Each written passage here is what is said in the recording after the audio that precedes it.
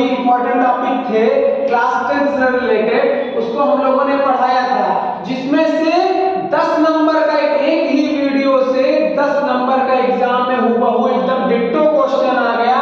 कौन सा एक आया, √5 is an irrational number. Sudhanshu sir ने प्रोबेबिलिटी का वीडियो पढ़ाया था कि प्रोबेबिलिटी किस में लाई करती है, किससे किसके बीच में, तो 0 to 1 के बीच में, वो भी आया। बेसिक में कई क्वेश्चंस आए हैं, तो पूरा मैथमेटिक्स स्टैंडर्ड और मैथमेटिक्स बेसिक मिलाकर 10 नंबर का पूरा पेपर आया सिर्फ एक वीडियो से। तो उसी से रिलेटेड अब हम लोग अपनी सारी क्लासेस क्लास 9 to 12 की लगातार कंटिन्यू करने के प्रयास में हैं, जिसमें से पहला क्लास 10 में पहला चैप्टर क्या है, रियल नंबर। ठीक है, तो रियल नंबर में पहला चैप्टर जो रियल नंबर है उसका सबसे पहले हम लोग आज क्या सीखेंगे, इंट्रोडक्शन। आज से आपकी सारी क्लासेस कंटिन्यू चलेंगी क्लास 9 और 10 की, पहले चैप्टर से लेकर लास्ट चैप्टर तक बिल्कुल एकदम मक्खन जैसे आराम तरीके से, बिल्कुल ऐसे सीख जाएंगे मैथ को खेल खेल में। बिल्कुल आपको लगेगा कि मैथ क्या, बिल्कुल जिसको भी मैथ अगर लगती है बिल्कुल टफ, बहुत कठिन नहीं, बिल्कुल आसान तरीके से हमारे चैनल के माध्यम से आपको सीखने को मिलेगा।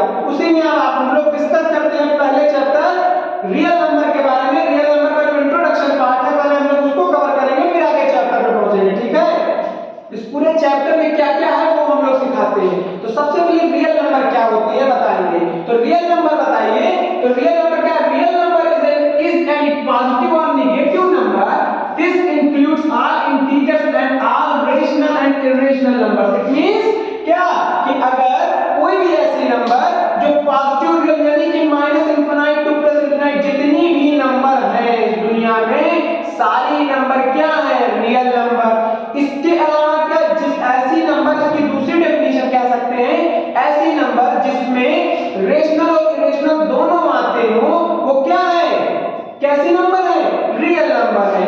अच्छा, रेशनल और इरेशनल, तो यहां पर इसका मतलब हम रियल नंबर के बारे में कह सकते हैं क्या कि रियल नंबर अगर और हमको इस चैप्टर में क्लास 10 में ज्यादा डीपली पढ़ने के लिए क्या पढ़ना है, रेशनल नंबर्स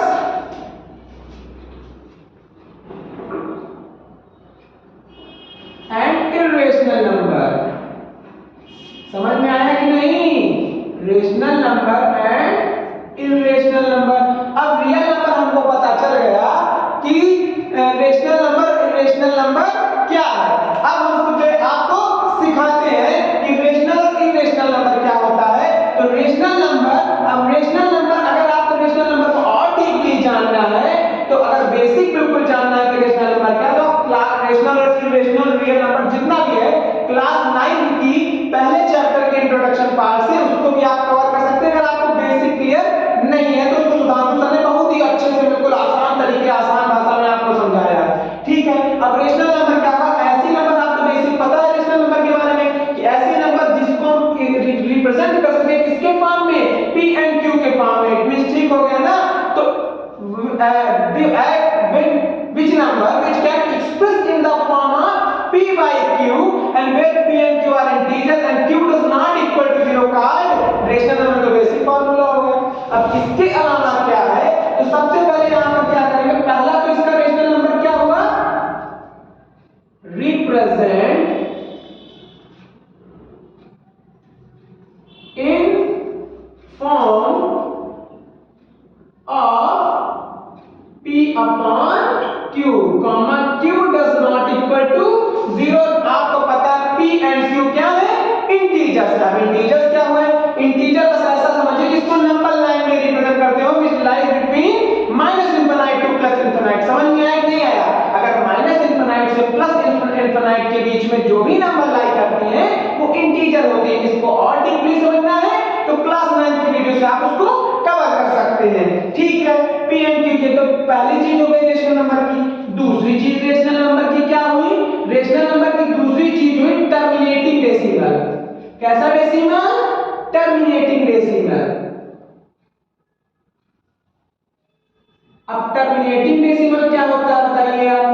तो टर्मिनेटिंग डेसिमल जो टर्मिनेट यानी कि कट जाए, ऐसा डेसिमल यानी कि कोई भी नंबर ले लेते हैं। लाइक एग्जांपल मैंने ले लिया 7/2 ले लिया 7/2। अब 7 को अगर हम डिवाइड करेंगे 2 से, तो 2 3 जा 6, 6, यहाँ पर कितना बचा 1। अब क्या कटेगा, नहीं कटेगा तो क्या लगाएंगे, पॉइंट, फिर लगाएंगे 0 2 5 जा 10 कट गया ना, रिजल्ट कितना आया 3.5।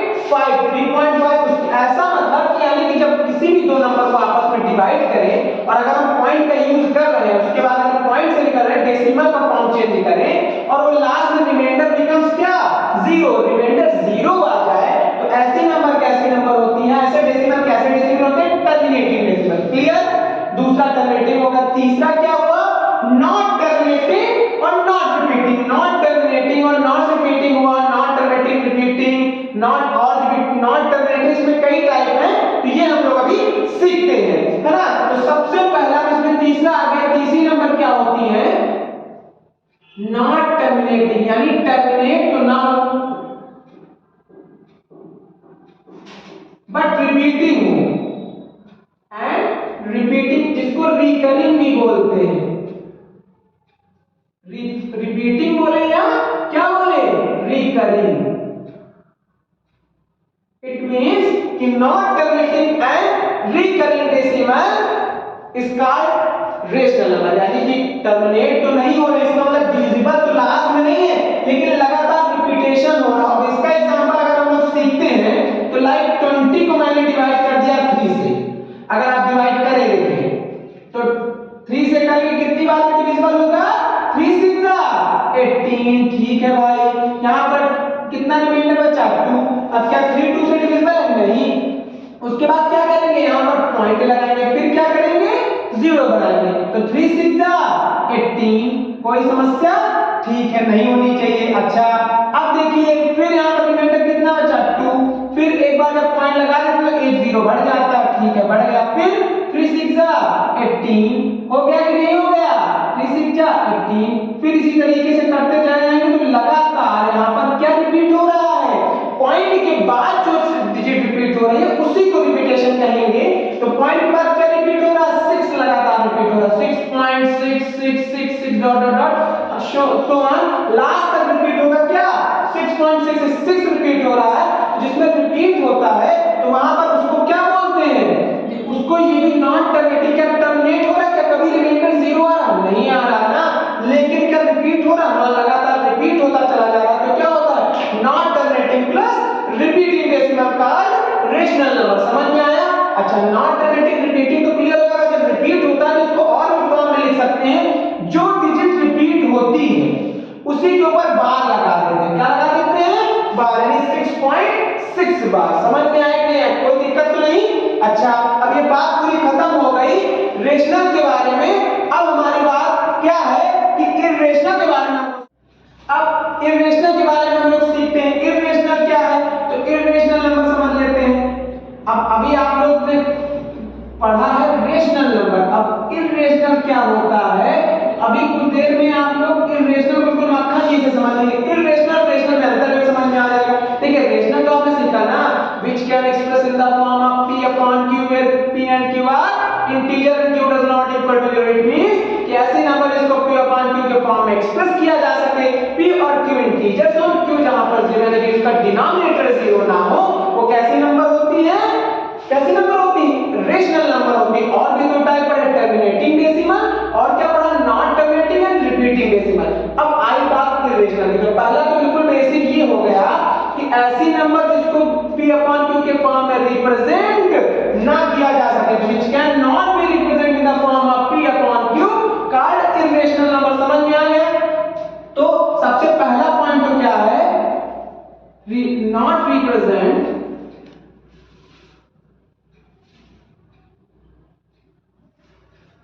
in the form of p upon q। Clear.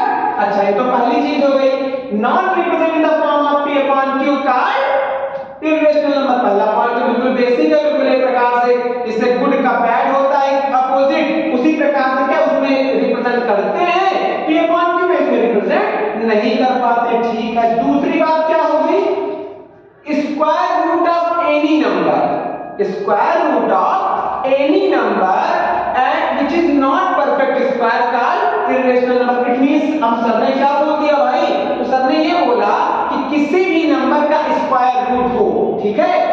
किसी भी नंबर का स्क्वायर जिसको रूट में लिखा जाता है, √1 √2 √3 √4 ऐसे सबका स्क्वायर हो, लेकिन वो परफेक्ट स्क्वायर ना, इट मींस जैसे 1 का स्क्वायर क्या होता है 1, 2 का स्क्वायर क्या होता है 4, तो रूट के अंदर 4 होगा तो वो इरेशनल नहीं होगा।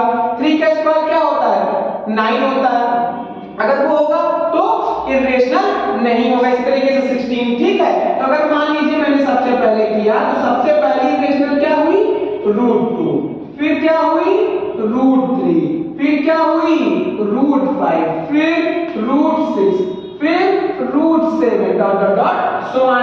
अब इसी प्रकार से करते नहीं सर, आप एक चीज ये बताइए, जो यहाँ परफेक्ट स्क्वायर की बात करें ये क्या है, तो √4 जैसे है, √4 से अगर बाहर निकलेगा तो रिजल्ट कितना आएगा 2 आएगा।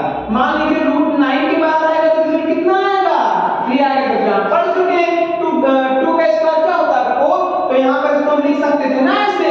अगर और भी एक स्टेप लिखना चाहे तो इसको लिख सकते थे 2 × 2 रूट के अंदर, अब 2 में से एक लोग बाहर आएंगे तो 2, उसी प्रकार से 3 × 3 यहाँ पर बाहर आएगा रिजल्ट कितना आएगा 3 आएगा कि नहीं आएगा। अच्छा ठीक है, तो यहाँ पर इसका मतलब सब कोई तो रूट के बाहर आ गया, जेल के बाहर आ गया, जेल के बाहर आ गया तो इरेशनल से कोई संबंध नहीं, जो जेल के अंदर रहेगा यानी रूट एक प्रकार से जेल मानो जो जेल के अंदर रहा वही क्या हो गया, क्या हो गया इरेशनल, नहीं तो इरेशनल नहीं है, वो क्या हो जाएगा इरेशनल। अगर इसको यहाँ पर 16 को भी लिखें तो इसको भी लिख सकते हैं 4 × 4 दैट इज इक्वल टू कितना 4, इसका मतलब ये भी क्या हो गया इरेशनल नंबर हो गया। अब इरेशनल और रेशनल में अंतर समझ में आ गया कि स्क्वायर रूट तो निकालना है लेकिन वो परफेक्ट स्क्वायर ना हो, लाइक 4 ना हो, 9 ना हो, 16 ना हो, 25 ना हो, 36 ना हो, डॉट डॉट सो ऑन, ठीक है।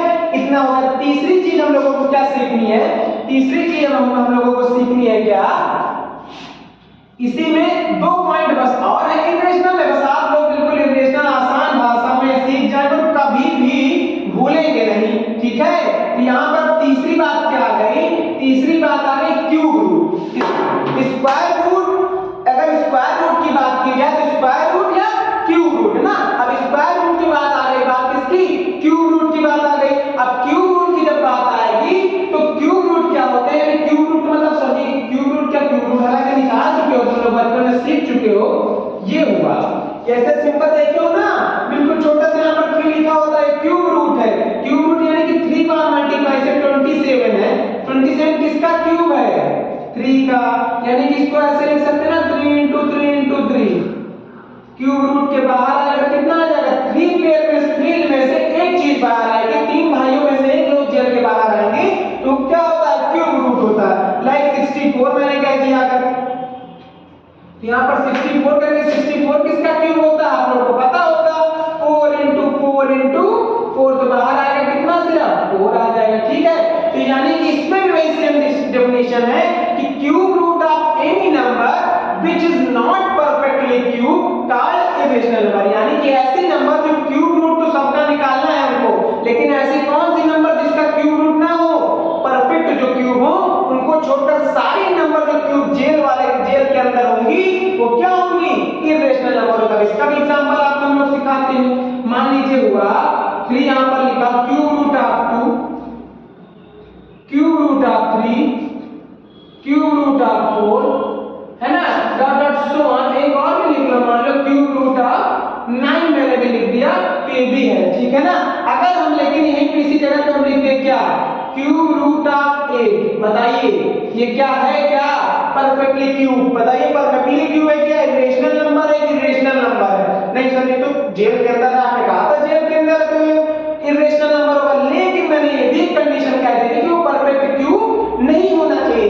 8 देखो किसका क्यूब होता है 2 का ना, तो यहाँ पर अगर परफेक्टली क्यूब कहेंगे तो 2 × 2 × 2, 3 में से एक लोग बाहर आ सकते हैं नहीं आ सकते हैं, इसका रिजल्ट कितना आएगा 2, क्या परफेक्टली क्यूब है कि नहीं है, हाँ परफेक्टली क्यूब है, रूट के जेल के बाहर आ गया, जेल के बाहर आ गया मतलब कैसा नंबर हो गया रेशनल नंबर हो गया, ना कि इरेशनल नंबर। समझ में आया कि नहीं आया, आ गया ना। अच्छा 3 चीजें हम लोगों को क्लियर हो गई है ना। अब चौथी, इसका चौथा अंतिम पॉइंट है इरेशनल का, और इसके बाद आप बिल्कुल इरेशनल समझ गए होंगे अच्छे तरीके से। जो भी चीज ना समझ में आए आपको कमेंट बॉक्स में बताना है, कमेंट करके बता देना है, अगले वीडियो में आपको और अच्छे तरीके से कमेंट में रिप्लाई देकर समझा दिया जाएगा, ठीक है। अच्छा उसके बाद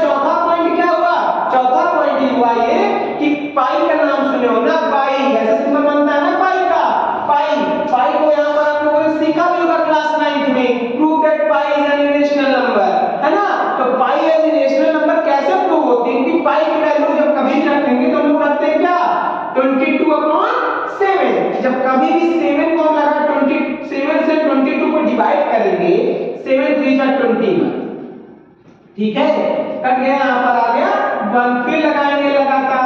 अब उसके बाद यहां पर क्या हुआ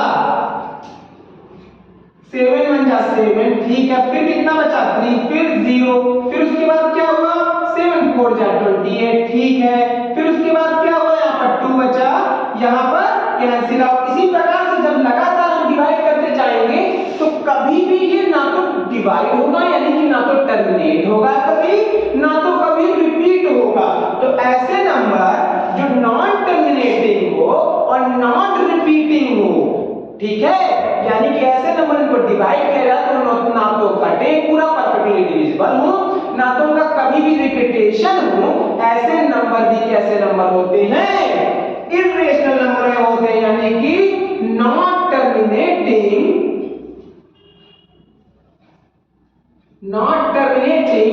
एंड नॉट रिपीटिंग डेसिमल या not recurring decimal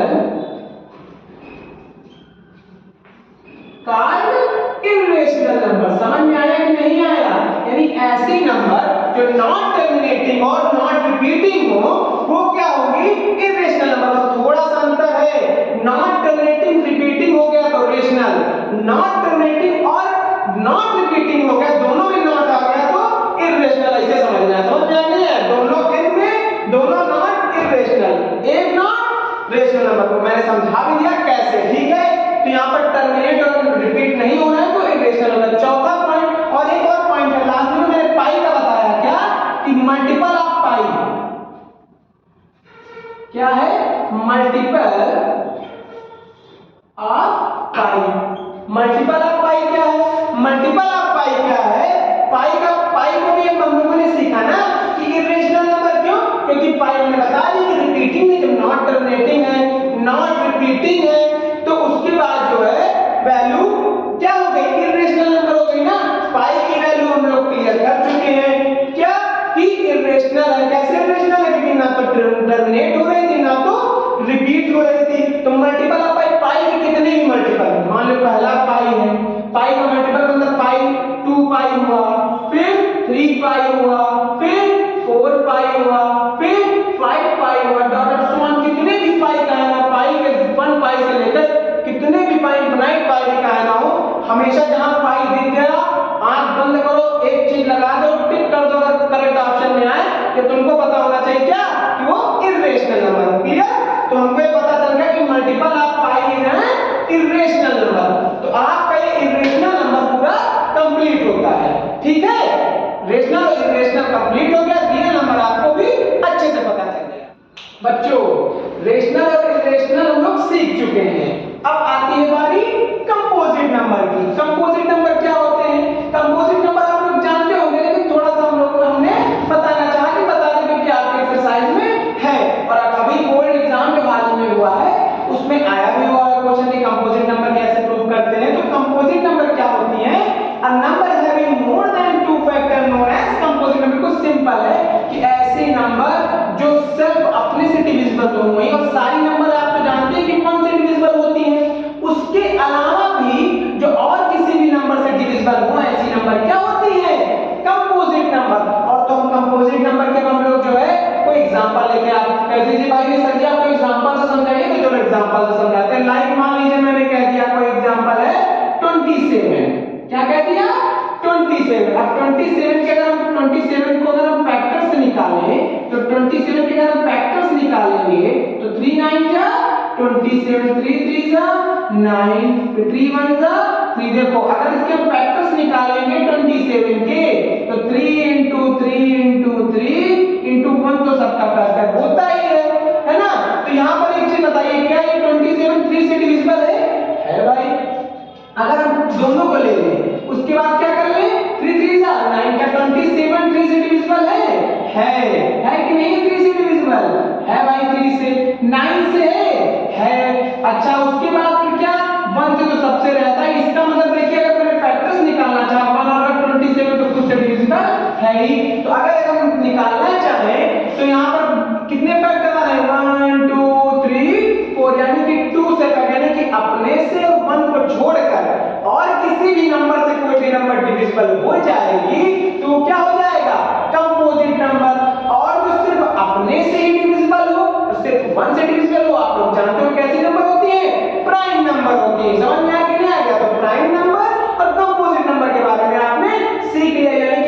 number which is divisible by itself and 1 called prime number, a number which is divisible by 1 and itself and other numbers called composite number। ठीक है, कह सकते हैं ना आप लोग, इसी को हमने जैसे सामान्य भाषा में लिख दिया number having more than 2 factor.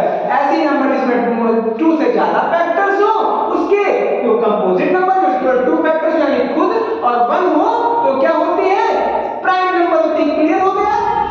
ये हमारे बोर्ड एग्जाम के रिस्पेक्ट में सही भी है। अच्छा, अब उसके बाद हम लोगों ने क्या सीखा, ये तो हम लोगों ने सीख लिया, ठीक है। तो कंपोजिट नंबर आपको क्लियर हो गया। अच्छा, अब इसके बाद इस चैप्टर में आपको थोड़ा सा इंपॉर्टेंट टॉपिक क्या है, एलसीएम और एचसीएफ के बारे में। तो एलसीएम और एचसीएफ के बारे में भी हम आपको समझा देते हैं, ठीक है भाई। एलसीएम और एचसीएफ क्या होता है, चलिए समझाते हैं बिल्कुल एकदम आसान भाषा में एलसीएम और एचसीएफ। और आप लोग तो बचपन में सीख के आए होंगे एलसीएम और एचसीएफ, उसी को और थोड़ा अच्छे तरीके से बताएंगे। बाकी ये तो इंट्रोडक्शन है, उसके बाद जब एक्सरसाइज आप लोग पढ़ेंगे तो बिल्कुल डीपली एकदम आसान भाषा में एकदम समझ जाएंगे। इसके बाद कुछ नहीं होगा और आप बिल्कुल मक्खन जैसा पढ़ेंगे तो समझ में बिल्कुल आ जाएगा। जिसको गणित का भी नहीं आता, मैथमेटिक्स का एम भी नहीं आता, उसको भी सब समझ में आने लगेगा और अच्छे नंबर पाएगा वो ना। तो यहाँ पर चलिए सबसे पहले हम एचसीएफ की बात करें। एचसीएफ का फुल फॉर्म में से क्लियर है क्या, highest common factor, highest greatest ना। जब कभी भी इसकी बात करें तो हमेशा एचसीएफ निकलेगा। एचसीएफ क्या होगा, लोवेस्ट कॉमन मल्टीपल, है ना। तो लोवेस्ट, स्मॉलेस्ट, जब भी ये सब बात करेगा तो एलसीएम निकलेगा। एचसीएफ क्या होता है, एचसीएफ वो होता है जिसमें लाइक मान लीजिए मैंने कह दिया 6 और 12 का एचसीएफ निकालो, है ना। और इसी में हम आपको एलसीएम भी सिखा देंगे, दोनों चीज इसी में हम लोग आपको सिखा देंगे।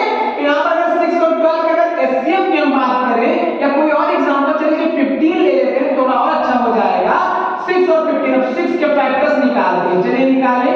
तो 2 3 जा 6, 3 1 जा 3, ठीक है। अगर हम 15 के निकालें फैक्टर्स तो 3 5 जा 15 और 5 1 जा 5, ठीक है। जब एचसीएफ की आप इसके फैक्टर्स लिख लेते हैं, 6 के फैक्टर्स लिखेंगे तो 2 * 3 * 1 तो सबका ही रहता है, लिखिए ना, लिखिए।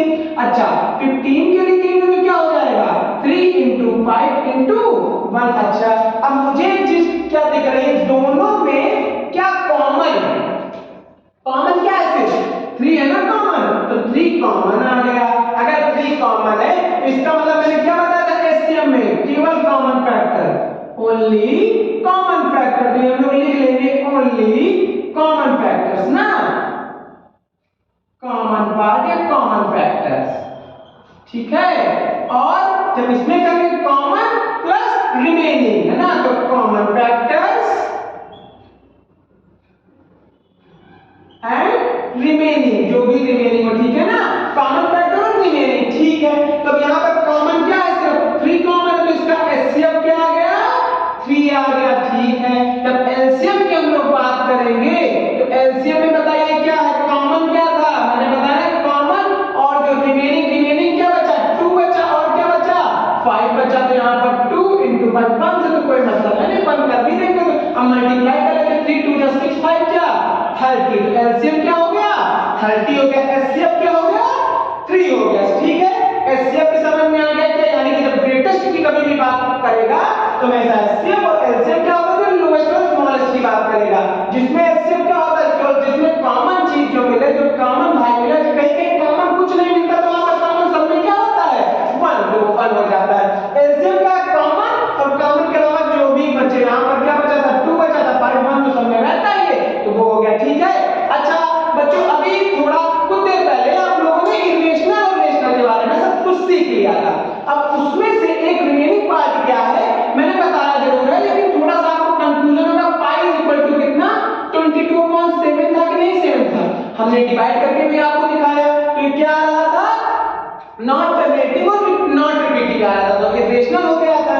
लेकिन अगर कह दिया जाए कि केवल 22/7 क्यों लिखा है, ठीक है, केवल 22/7 कुछ लिखी रहे, तो आप कहेंगे सर जी ये तो आपने बताया था P/Q के फॉर्म में होती है तो रेशनल हो जाता है। तो हाँ बिल्कुल सही बात है, तो रेशनल होगा। तो आपने इसको रेशनल क्यों बताया, अगर इसमें एक चीज मेंशन करें कि 22/7 रेशनल नंबर है, कब, जब इसको डिवाइड ना, which is not divide by this, ठीक है। तो केवल 22/7 लिखा रहे, उसको डिवाइड करने के लिए ना कहें, नॉट डिवाइड नॉट डिवाइडिंग का है, तब जाके क्या हो जाएगी, रेशनल हो जाएगी। मींस अगर लेकिन हालांकि आएगा नहीं है, मेंशन नहीं करेगा, क्योंकि हमको पता है कि उसको डिवाइड ही करना रहता है। लेकिन अगर कह दे कि नहीं 22/7 सिर्फ कह दे और आपसे और कह दे बताइए अगर कोई रैंडमली आप सब 22/7 है तो क्या है, रेशनल है कि रेशनल? तो तुमको पहले क्या बताना है, रेशनल। अगर उसमें तुमको अपने मन से टर्म एंड कंडीशन बतानी है कि अगर इसको हम डिवाइड कर देंगे तो क्या हो जाएगा, इररेशनल। क्यों? क्योंकि नॉट टर्मिनेटिंग और नॉट रिपीटिंग डेसिमल है, वो तुमको पता है क्या होती है, इररेशनल। लेकिन अगर कहते हैं भाई 22/7 क्या है, तो रेशनल नंबर है, क्योंकि इसको p/q के फॉर्म में एक्सप्रेस किया जा सकता है, जहां पर p और q क्या है, इंटीजर है, q does not equal to 0 है। समझ में आ गया? जो चीज भी ना समझ में आई हो आप कमेंट करके हमको बता सकते हैं। हो सकता है हम आपको कमेंट में रिप्लाई कर दें, हो सकता है हम आपको अगले वीडियो में उसको वीडियो बनाकर अपलोड करके आपको समझा सकते हैं। सारी जो भी समस्याएं हैं आप हम लोगों तक पहुंचाएं, पूरी समस्या का निवारण हम लोग करेंगे। ये बात निश्चित तौर पे आपको फायदा की करेगी। कुछ भी कोई भी समस्या हो तो हम लोग आप ही लोगों के लिए बैठे हुए हैं और हम लोगों को सपोर्ट करते रहिए। लाइक, कमेंट, सब्सक्राइब और चैनल को बिल्कुल आगे बढ़ाते रहिए। आप लोगों के सपोर्ट से ही आगे हम लोग चलते रहेंगे। अच्छा, इसमें जो है अगर मान लीजिए एलसीएम और एचसीएफ समझ में आ गया है, जो भी चीज होगी हम लोग आपको डीपली समझाते रहेंगे। और बचपन में एक चीज आप लोगों ने और भी सीखी होगी, क्या सीखा होगा, LCM into HCF is equal to first number into second number, जिसको प्रोडक्ट ऑफ टू नंबर भी कहते हैं ना।